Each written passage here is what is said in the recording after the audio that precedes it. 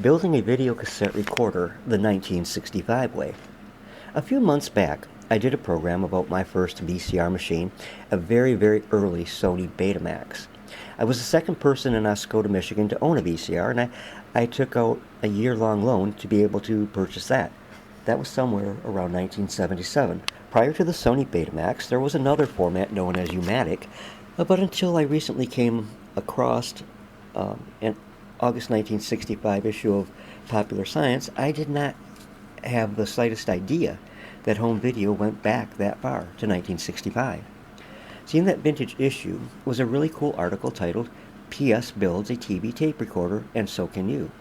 So let's take a look at the state of home TV video recording way back in the day.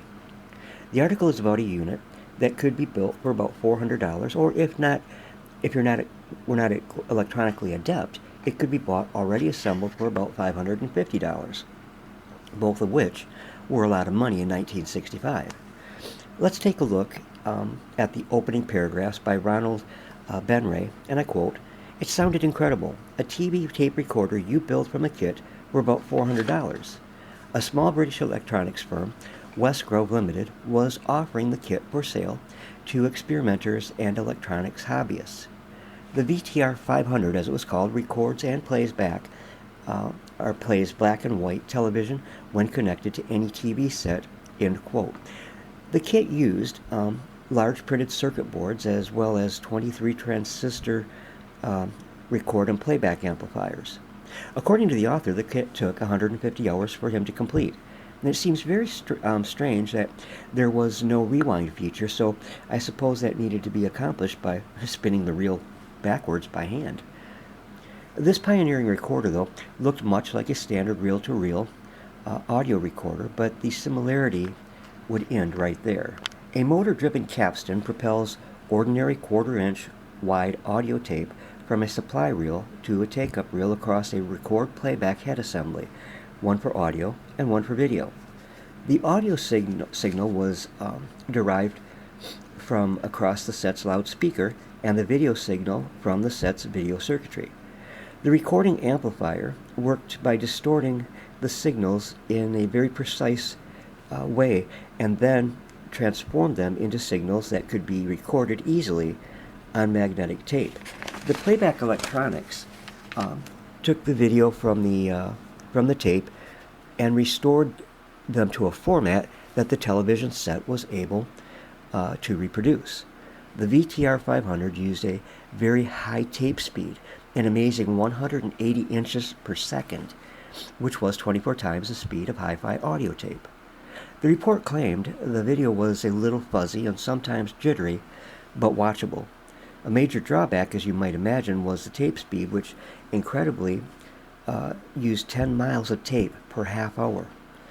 That was about $50 worth, and that would make recording out of the reach of most people, as $50 was quite a bunch of money in 1965, especially for only a half an hour.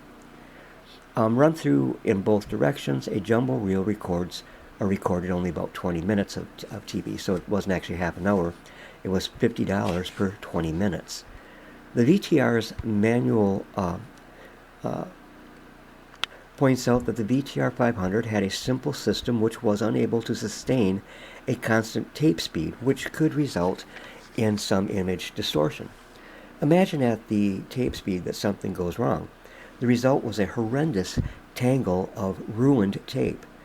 If the tape managed to slip from the guides, usually 200 feet or more of tape would wound around the capstan before the device could even be shut down. And the only way to remove that expensive tape was to painfully cut it off the capstan with a razor blade. Was the kit difficult to build? According to the author, it was pretty straightforward. He wrote, "Mechanical assembly was simple, and the electronic components plugged into a easy-to-wire printed circuit board. The most time-consuming," he said, tasks were finding the correct settings for the two critical controls: video head bias, current level, and video head azimuth. The only way to find the ideal point was by trial and error, which could take up to weeks of spare time with fiddling around with it. The author then asks the all-important question: should you build one? And he answered that question by saying, if you have an uncontrollable urge to own the first TV tape recorder on your block, and you have a solid knowledge of TV electronics, then go right ahead. Otherwise, consider buying the VTR 600, a factory-built version that will cost around $500 to $550. And then the writer gives us the following conclusion. Although the VTR 500 has more rough edges than a sack of uncut diamonds, I got my money's worth when I bought it. To me, it's a working electronic Model T, a working bargain basement TV recorder that's crudely designed and temperamental to operate, but was fun to build. End quote. With all the drawbacks and the high cost of the recording tape, it is easy to see why the VTR 500 didn't catch on in 1965. Curiously, on the last page of the report is an ad for an early Sony VCR, which I found surprising. As I said in the beginning, I thought the Sony Betamax of the late 1970s was the first foray for Sony into video recording for the home. The ad reads, "This new home TV tape recorder has a rotating video head life on a professional studio machine. The video recorder uses a special half-inch wide tape looped in a half spiral around a slotted drum containing a spinning video head.